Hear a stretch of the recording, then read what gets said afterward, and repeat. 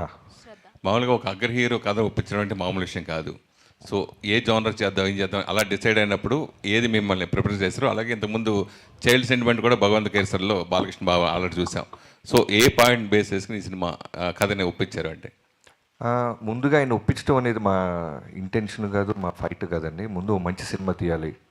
ఆ, నా నా సైడ్ నుంచి ఇప్పుడు వాల్తేరు వేరే తర్వాత నేను చేస్తున్నాను చిరంజీవి గారి తర్వాత. అలానే నాగవంశీ గారు అన్ని ప్రెస్ మీట్లో చెప్తున్నట్టు ఎప్పటి నుంచో ఆల్మోస్ట్ 15 years నుంచి ఆయన ప్రొడ్యూసర్ అవ్వకముందు నుంచి మళ్ళీ ప్రొడ్యూసర్ అయితే ఖచ్చితంగా బాలకృష్ణ గారితో ఒక మంచి మెమరబుల్ మూమెంట్, మెమరబుల్ సినిమా ఫ్యాన్స్కి ఇవ్వాలనేది ఆయన డ్రీమ్.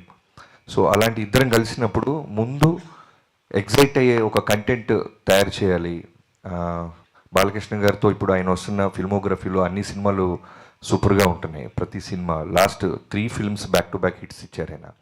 సో మళ్ళీ మనం చేస్తున్నప్పుడు వాటన్నిటిని మించి ఉండాలి, అన్ని జాగ్రత్తలు తీసుకోవాలి అనే మోటివ్తో స్టార్ట్ చేసాం.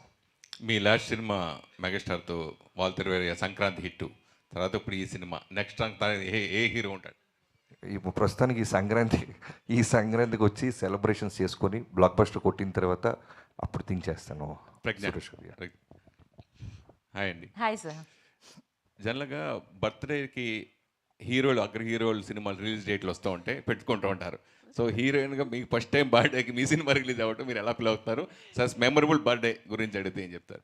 Definitely, I think it's the most beautiful coincidence because I don't think they ever have a release basis a heroine's birthday, but I think it's the best coincidence ever. So I'm very excited. Actually, just on the way to this press meet, I was talking to my sister, and she's like, "Pragya, what is your plan for your birthday?" And I was like, I forgot about my birthday, you know, completely, because I'm like, I have to watch the movie first day, first show. I have to be with my team.